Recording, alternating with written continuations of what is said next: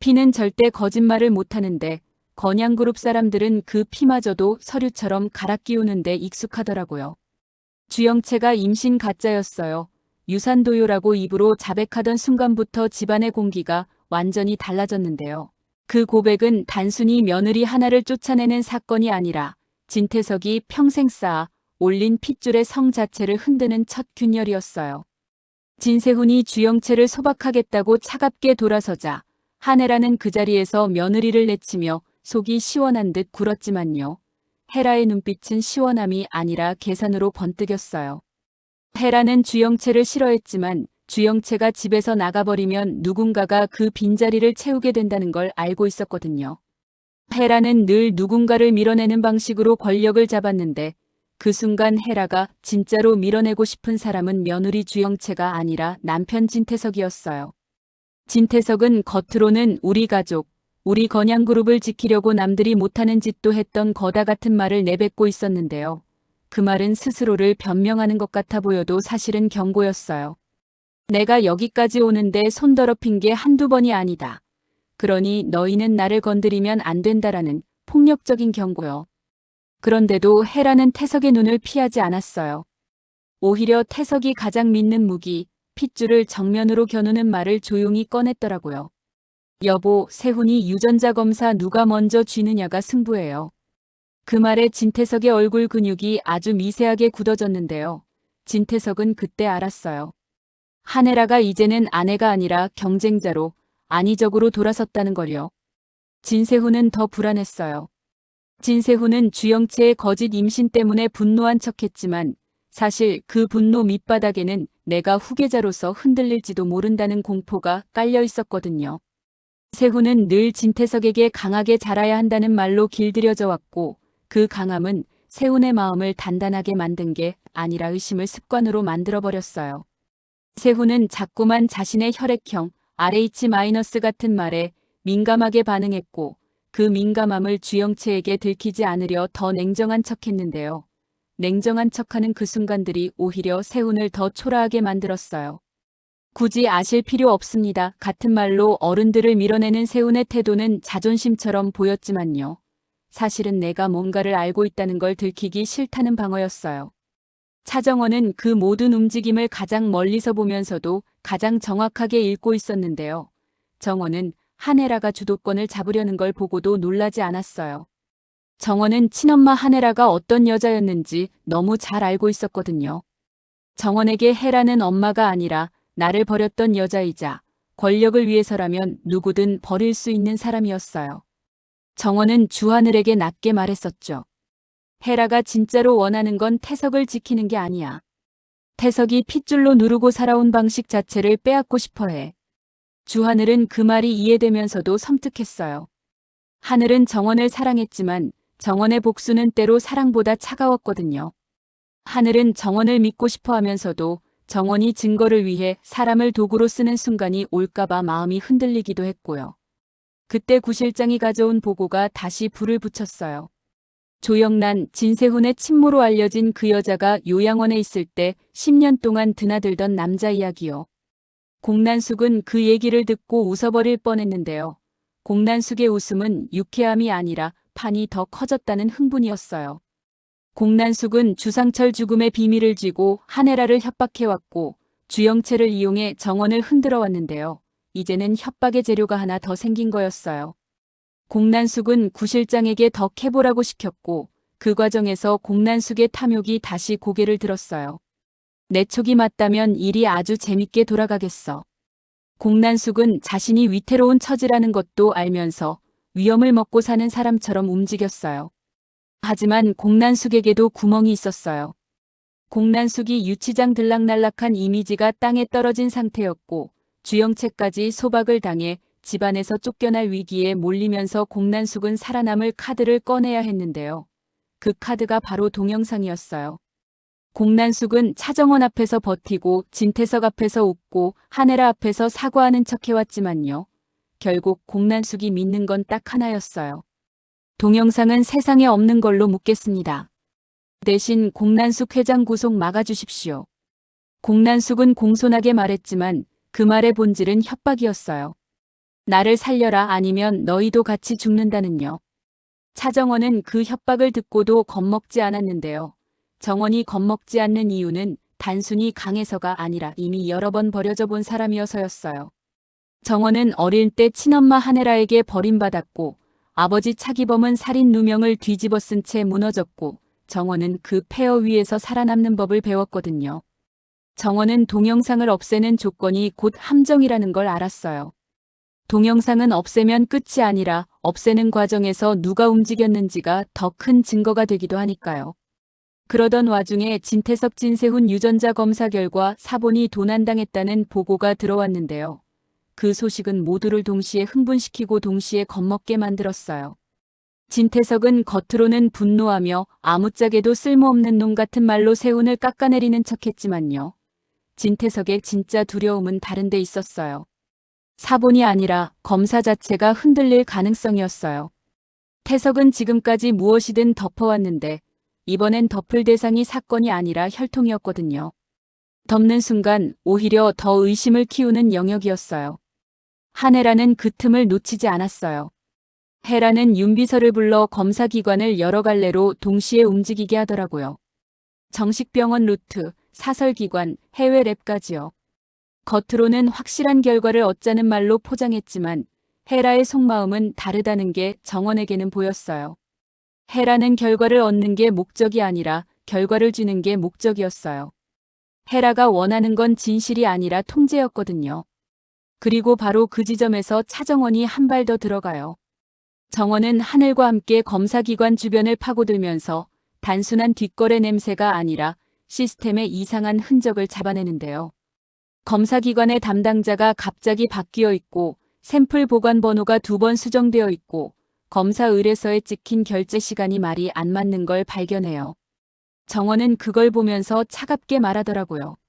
사본 훔친 놈 찾는데 정신 팔린 사이에 원본이 바뀌고 있어. 하늘은 그 말에 숨이 턱 막혔어요. 사본이야 누가 훔쳐도 다시 만들 수 있지만 원본이 바뀌면 진실 자체가 뒤집히니까요. 하늘은 정원에게 물었어요. 혜라가 조작하는 거야? 아니면 태석이? 정원은 그 질문에 쉽게 답하지 않았는데요. 정원도 그 순간만큼은 확신을 경계했어요. 왜냐하면 한혜라도 조작할 수 있고 진태석도 조작할 수 있고 더 무서운 건 둘이 서로를 믿지 못하는 상태에서 동시에 조작을 시도할 수도 있거든요. 그럼 진실은 사라지고 남는 건 서로의 범죄 흔적뿐이에요. 정원은 아주 현실적인 결론을 내리더라고요. 조작하게 두자. 대신 조작한 손을 잡자. 하늘은 그 말이 무섭게 느껴졌어요. 정원이 복수를 위해서라면 진실을 잠시 미끼로 던질 수도 있다는 뜻처럼 들렸거든요. 하늘은 정원을 사랑하지만 정원이 점점 진태석을 닮아가는 건 아닌지 마음 한구석이 시려졌어요. 그 사이 진세미가 조용히 움직이기 시작해요. 진세미는 늘 힘없이 빌빌거리는 사람처럼 보였는데요. 집안이 피로 흔들리자 세미의 눈빛이 달라졌어요. 세미는 한혜라 앞에서는 딸로, 진태석 앞에서는 후계 구도의 변수로 존재했는데요. 지금 같은 판에서는 세미가 마지막으로 남는 정통성일 수 있었어요. 세미는 자신의 존재가 무기라는 걸 깨닫자 처음으로 누구에게도 기대지 않으려는 얼굴을 하더라고요. 세미가 정원에게 다가와 우린 둘 다 버려진 딸 아니냐고 말하는 순간 정원은 가슴이 잠깐 흔들려요. 정원에게 버려진 딸이라는 말은 평생의 상처였으니까요. 하지만 정원은 동시에 의심도 놓지 않아요. 세미가 진심으로 손을 내미는 건지 아니면 혜라나 태석의 지시를 받은 건지 아직 알 수 없거든요. 정원은 세미를 밀어내지도 끌어안지도 않은 채 애매한 미소로 받아넘겨요. 그 애매함이 세미를 더 불안하게 만들고 그 불안이 또 다른 선택을 부르게 될 것 같은 예감이 들었어요. 한편 주영채는 집에서 쫓겨난 뒤 오히려 숨통이 트였다고 느끼는데요. 아이러니하게도 가짜 임신이 들통난 순간부터 영채는 더 이상 착한 며느리 흉내를 낼 필요가 없어진 거예요. 영채는 공난숙에게 전화해 따지다가도 결국 깨닫고 말아요. 공난숙은 딸을 살리려는 엄마가 아니라 딸을 가장 먼저 버릴 수 있는 장사꾼이라는 걸요. 영채는 그 배신감에 이를 악물고 태석에게 접근할 방법을 찾기 시작해요. 영채는 사랑이 아니라 권력으로 돌아가려는 거예요. 영채가 태석에게 내가 다시 안으로 들어가면 그 동영상이랑 검사 사본 내가 지킬 수 있다고 제안하는 순간 영채는 단순한 악역이 아니라 위험한 내부자가 되기 시작해요. 영채는 자신이 미움받는 걸 알아요. 그래서 더 독하게 쓸모를 증명하려고 해요. 그러다 사건이 또 한 번 급격히 꺾이는데요. 황 실장이 조미양을 다시 붙잡으라는 명령을 받았다는 소문이 돌면서 재심의 분위기가 다시 살벌해져요. 조미양이 있어야 황 실장이 법정에서 말할 수 있고 황 실장이 말해야 차기범의 억울함이 드러날 수 있는데요. 진태석은 그 길목을 자르고 싶어 해요. 차기범은 정원의 양부였고 정원은 차기범의 누명이 자신의 인생을 꺾어놓았다고 믿고 있으니까요. 정원에게 차기범 재심은 법적 절차가 아니라 살아남기 위해 가져야 하는 진실이었어요. 정원은 주하늘에게 말해요. 하늘아, 이번엔 증거가 아니라 구조 자체를 잡아야 해. 하늘은 정원의 손을 잡으면서도 마음이 복잡해져요. 하늘은 정원을 지키고 싶지만 정원이 이 판에 더 깊이 들어갈수록 하늘도 같이 위험해지거든요. 하늘의 아버지 의문사 배후에 건양이 있다는 의심도 아직 끝나지 않았고요. 하늘은 자신이 정원을 도우면서도 결국은 자신의 복수로도 이어질 수 있다는 걸 알고 있어요.